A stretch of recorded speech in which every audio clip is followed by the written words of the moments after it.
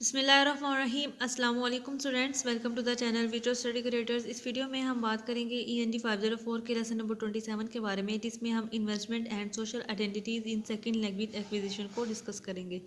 उससे पहले इसके क्विज़ के बारे में बात करते हैं। तो आप लोगों का जो अभी क्विज़ ओपन होगा उसमें 23 से 26 तक के लेक्चंस जो हैं वो इंक्लूड हैं। वो आप लोगों को इस चैनल की प्लेलिस्ट से उसके लेक्चर्स मिल जाएंगे, जिसमें आप लोगों को इसी तरह से क्विज़ जो हैं वो हाईलाइटेड मिलेंगे।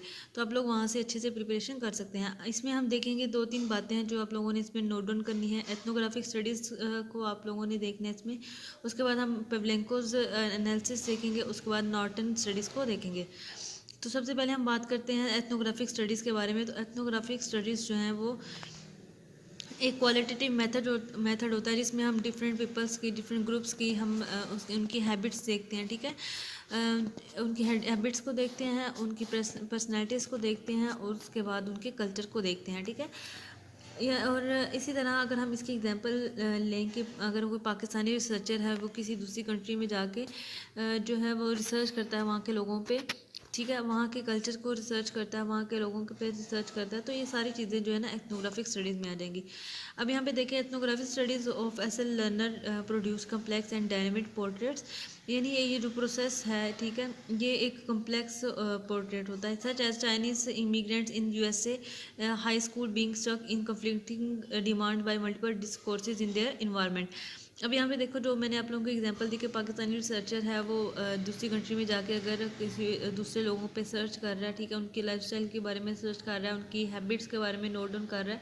ठीक है, तो ये सारी चीज़ें जो है ना वो एथनोग्राफिक में आती हैं। तो इसने यहाँ पे भी उन्होंने एग्जांपल दी है कि अगर कोई चाइनीज़ इमिग्रेंट है, वो USA के किसी हाई स्कूल में जाके वहाँ पे उनके तज़ाद को देखते हैं, उनके कॉन्फ्लिक्ट्स को देखता है। ठीक है, और उनके वहाँ पे जो मल्टीपल डिस्कोर्सेज हैं, ठीक है, उनके जो भी मसले मसाइल हैं उनके इन्वायरमेंट में, तो वो सारी चीज़ें जो है ना वो नोट डाउन करता है। उसको बोलते हैं एथनोग्राफिक स्टडीज़। उसके बाद ये जो एथनोग्राफिक स्टडीज़ होती हैं, इसमें कॉलोनियलिस्ट और या फिर उसको रिकोलाइज्ड भी कहते हैं डिस्कोर्सेज जो है ना वो पोजिशंस होते हैं, जिनको हम मॉडल मिनोरिटी डिस्कोर्सेज से रेफ़र करते हैं।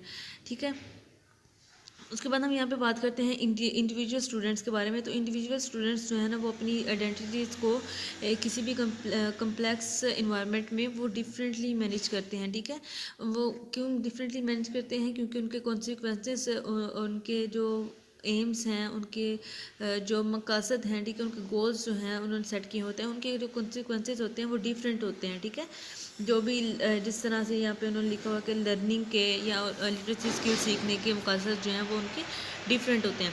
उसके बाद यहाँ पे देखें पवलेंकोज के analysis of autobiographical narrative revealed that many female SL users accepted second language English as the language that gives them enough freedom to be the kind of women they would like to be. अब यहाँ पे देखें, पेवलेंकोस ने analyse किया था कि जो female second language users हैं, ठीक है, वो सेकेंड लैंग्वेज को इस तरह से देखती हैं कि ये उनके लिए फ्रीडम है। जैसे इंग्लिश जो है वो as a second language use की जाती है, तो ये उनके लिए फ्रीडम है, क्योंकि वो जो कुछ भी बनना चाहती हैं तो वो बन सकती हैं। ये female second language female learners की बात हो रही है। ठीक है, क्योंकि ये ज़्यादातर यूरोपियंस में ये जो है ना कॉन्सेप्ट पाया जाता है। ठीक है, जो जिनको हम अंग्रेज़ बोलते हैं, तो उनमें ही ज़्यादातर कॉन्सेप्ट पाया जाता है, क्योंकि वहाँ पे फीमेल्स जो है ना वो आज़ादाना तौर पे घूमती हैं। ठीक है, उसके बाद यहाँ पे नॉर्टन के बारे में हम स्टडी करते हैं। नॉर्टन ने क्या कहा था? Norton shows that learners motivation to succeed in second language learning and the amount of effort they are willing to invest are closely related to the social identities they were aiming to construct over time. अब यहाँ पे Norton ने ये study किया, इसने ये show किया कि जो मोटिवेशन है किसी भी लर्नर की उसमें सेकेंड लैंग्वेज लर्निंग में सक्सेस हासिल करने के लिए, तो वो उसकी अमाउंट ऑफ एफर्ट और उसकी इन्वेस्टमेंट पे ये जो है ना ये मैटर करता है। ठीक है, ठीक है। जो सेकंड लैंग्वेज यूज़र्स हैं, जो अगर कोई मतलब सेकंड लैंग्वेज सीखना चाह रहा है तो उसकी जो एफ़र्ट है, जितनी वो एफ़र्ट उस पर लगा रहा है सीखने के बारे में, ठीक है, तो ये उसकी एफ़र्ट और उसकी इन्वेस्टमेंट, यानी वो कितना चाह रहा है उस पर इन्वेस्ट करना, ठीक है, उस चीज़ के ऊपर, एक ख़ास चीज़ के ऊपर वो कितनी एफ़र्ट कर रहा है और वो कितना इन्वेस्ट करना चाह रहा है, ठीक है। तो ये सारी चीज़ें जो है ना, ये रिलेटेड होती हैं सोशल आइडेंटिटीज़ से, ठीक है। उसके बाद quantitative trend of SLL variation, we have seen that social linguistic factors play an important role of increasing importance as learners become more advanced, but much variability must be attributed primarily to the psycho-linguistic influences.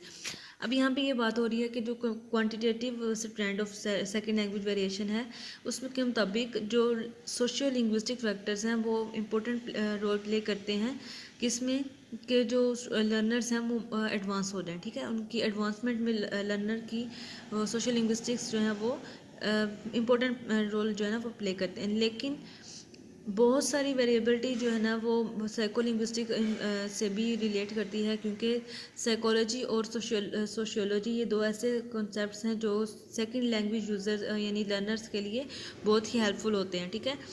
या कोई भी learning skills हैं वो, या वो baby skills हैं, यानी बच्चे जब ग्रोथ की तरफ जाते हैं तो ये सारी स्किल्स जो हैं वो साइको लिंग्विस्टिक और सोशियो लिंग्विस्टिक के बारे में हमने जो है ना ये इसके अबाउट सीखते हैं, ठीक है। जिस तरह हमने इसको EDU 410 सब्जेक्ट में भी इसको पढ़ा था। उसके बाद यहाँ पे देखते हैं this work is qualitative and interpretive in nature and frequently involves case studies focus on the personal qualities and ambitions of the learner and its own social contribution to the learning context. अब ये सारी चीज़ें जो हैं ये sociology से भी relate कर रहे हैं, ठीक है, और ये साइकोलॉजी से भी रिलेट कर रहे हैं। उसके बाद valuable concept like community of practice were introduced to the field. अब ये वेरिएबल कॉन्सेप्ट्स जो हैं यानी कम्युनिटी ऑफ प्रैक्टिस जो है ये सोशल लिंग्विस्टिक ने तारीफ़ करवाया था, ठीक है। One of the obvious strength of social linguistic tradition in second language acquisition is the rich accounts offered for cross cultural second language communication.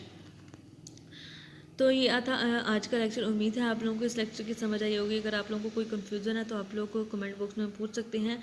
उसके अलावा आप लोगों ने कमेंट में लाजमी बताना है कि आप लोगों को ये लेक्चर सीरीज़ किस तरह से लग रही है, ठीक है, और इसमें कौन सी मॉडिफिकेशन हम कर सकते हैं ताकि आप लोगों को अच्छे से जो है फाइनल टर्म की प्रिपरेशन करवाई जा सके। मिलते हैं नेक्स्ट वीडियो में नेक्स्ट टॉपिक के साथ। तब तक के लिए अल्लाह हाफिज़।